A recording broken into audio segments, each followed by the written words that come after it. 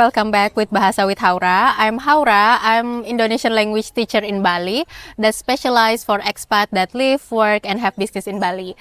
Now we're gonna talk about Indonesia is multicultural countries. And in Indonesia, we have maybe 200 until 300 of ethnicity and languages as well. And that's why in our nations, from our government since long time ago, we to be united as one country that's really good in every interactions. That's why we have Indonesian language as our national language. So wherever you are in every part of Indonesia, when you can speak Indonesian language, it's a big advantage. So you don't have to speak 200 language in the same time, right? Because no one does that. So definitely this is gonna be a big pinpoint, especially as a business owner that has a business in Bali, right? Because even as our Indonesian people to Indonesian people, because we have a different ethnicity and different language, there is always mismatch happening and always clashing conflicts in office or in every business. And that's not what you want as a business owner that wants to do business properly and in a very good way. So even as Indonesian, right, we have so many conflict because delivery, how we deliver each others by our ethnicity and our language is always mismatching and clashing. That's why we always speak Indonesians.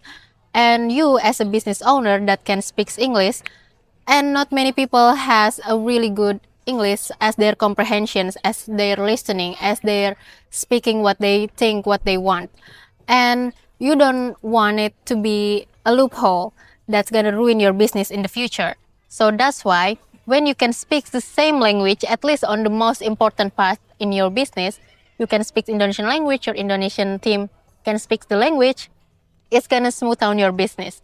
Because when you are as a business owner, you want to minimize the conflict, you want to minimize every risk that you can put it down, you can minimize, and then you can scale up on the growth and then the strength from your teams, from your side, from your business side. So you can make a big profit. And when you are as a business owner in Bali, especially you are an expat that live here and have a business here, when you insist on, oh yeah, we can do it in English, right? Of course, you can do it in English, but it might have a loophole, it might have a gray area, and you want to minimize the gray area in your business because in business, you need to control every aspect as much as possible.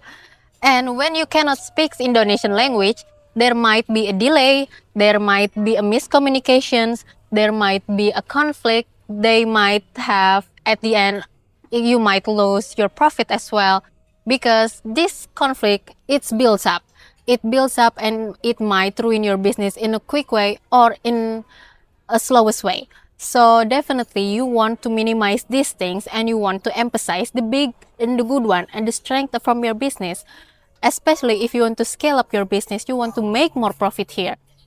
Definitely you need to minimize all the risk, all the potential risk, even though it is like as much as like communications, mismatch communication because language barrier, you definitely want to minimize these things and do things properly. You want to do things in a very good way, in the best way as possible. So definitely keep that in mind. And definitely speaking Indonesian language is gonna give you a best advantage. It's gonna give you a best leverage for your business, especially if you are interact with Indonesian team, Indonesian builder, Indonesian project manager, Indonesian landlord. Definitely it's gonna be a big leverage for you as your business owner. And if you want to collaborate with me and then you want to speak Indonesian language in 2026 under 1 year, we can collaborate together and see you soon.